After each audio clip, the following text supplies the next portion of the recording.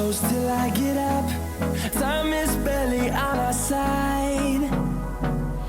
I don't wanna waste what's left. The storms we chase are leading us, and love is all we'll ever trust. Yeah, no, I don't wanna waste what's left. And on we'll go,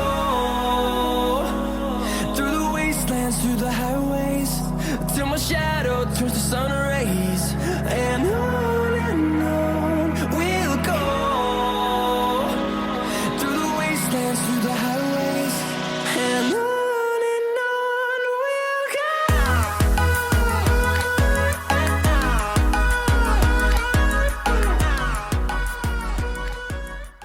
What's going on, people? Welcome back to Daniel Bailey TV. In this video, I'm going to be talking about the links to Raphinha, Gabriel Jesus, and the reports that Arteta and the Cronkies have seemingly fell out over summer transfers.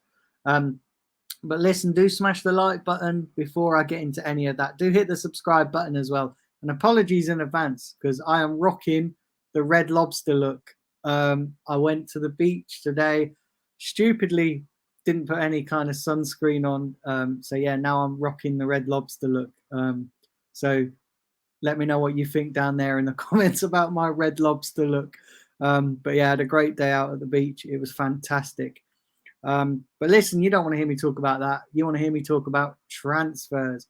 I'm going to start with the links to Raphinha because it is being reported yesterday, and this came out late last night. I first saw the reports when Charles Watts broke it, but I think it was in the Telegraph, as the Daily Telegraph as well, that we have been linked with Raphinha as a replacement for Nicolas Pepe. Now, my thoughts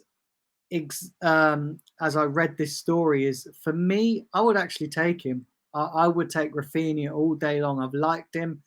I've watched him play for Leeds United, and I think he's a solid player, and I think he could improve us. I think you put him out of Leeds and into an Arsenal side, and he's going to have better players around him. You know, he's got the likes of Saka, Martinelli, Smith Rowe. I think he'd shine at Arsenal. And I think our style of play would suit him down to the ground. And as a possible replacement for Nicolas Pepe, I think that it's a good replacement. I think it's a fantastic replacement. I think if there's any truth in this, and it does seem to be that we are interested in him. Fabrizio Romano has also broke the story and said that we're interested in Raphinha as a possible replacement to Nicolas Pepe. Now, if that is true, I would all day long take this deal. The only thing that's worrying me when I read the reports is that I think Leeds want about 55 to 60 million pound for Raphinha.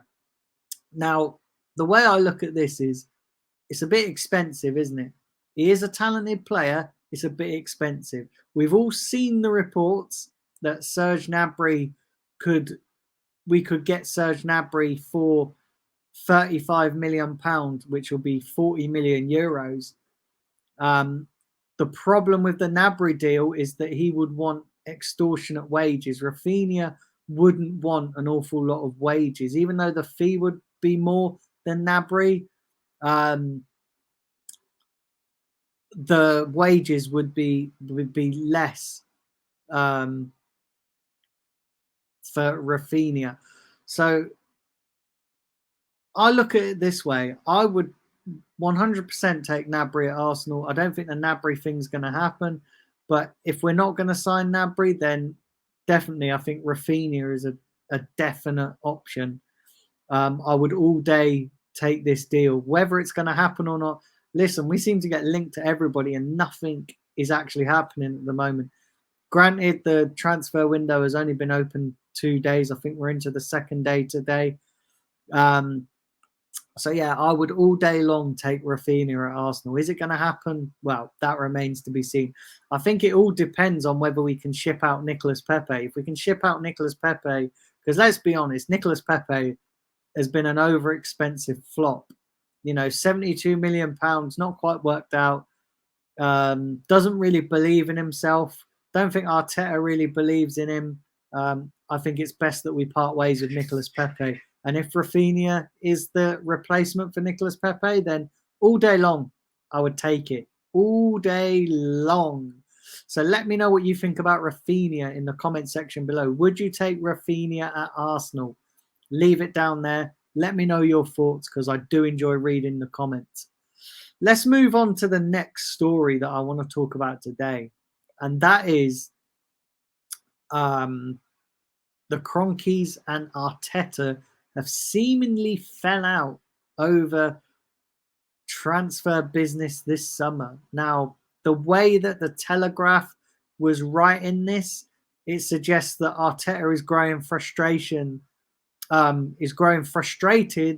with the Kroenkes over the divvying over the transfer window, over the signings, and that we could potentially miss out on Gabriel Jesus. Now, I'm going to come to Jesus a little bit later in this video, but I want to talk about whether I believe this story, the Kroenkes and Arteta. Do you know what, right? It wouldn't surprise me. It wouldn't surprise me if the Kroenkes are trying to penny pinch, because they've done that ever since they've been at Arsenal. They don't really have the ambition to succeed. They don't really want to win anything, because if they did, they would have acted so differently in January when we were in the top 4 race, and they would have acted differently years gone by. So I can actually believe this story. I know a lot of people, other Arsenal YouTubers, have said that it could be PR.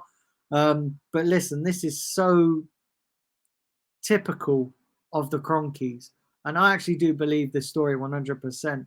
I do believe that Arteta is growing frustrated. I do believe that the ownership and the board are divvying over transfers. The way it was put as well is that Arteta was frustrated with the fact that every signing has got to be signed off by the Kroenkes. Now, I actually, look, that happens anyway. When you sign a player, the chairman of a football club always signs off on it. So I won't read too much into that. But the other part of the story about Arteta growing frustrated with the Kroenkes, I can fully believe that. I really can. We've all, as fans, over the years, have been growing frustrated with the Kroenkes. How many transfer windows have we gone into where we've divvied and divvied over a player? We've not just gone in and put the money down. Look at Thomas Partey 2 summers ago when we signed him. We've been linked with him for the whole summer, and then we only decided to sign him on deadline day. We only decided to go and pay that release clause. So I can fully believe this story. Let me know what you think about this in the comments section below. Do you think the Kroenkes and Arteta have fallen out, or do you think this is all just PR bollocks? Let me know down there in the comment section below, which leads me on to my next story, because in the report, they were saying that because of this divvying, we could miss out on Gabriel Jesus. Now, me personally, I don't think we're going to miss out on Gabriel Jesus. I do think Gabriel Jesus will become an Arsenal player. I think this is going to be, and I said this yesterday, I think this is going to be one of those stories where it rumbles and rumbles and rumbles and rumbles, and it's going to take ages to get this deal over the line. I'll be very surprised if this deal doesn't happen, but I would also be very surprised if this deal happens imminently. I think this is going to be, look, every summer we always have a transfer where it just goes on too long. We always have a transfer saga, don't we? You know, remember Benzema? We were linked with him for the whole of the summer. That never happened. Then we've had, like I said, Thomas Partey. We were linked with him right up until deadline day, and then we got it over the line. You know, there's been other players down the years where this has happened. Julian Draxler, linked with him all summer. That never happened.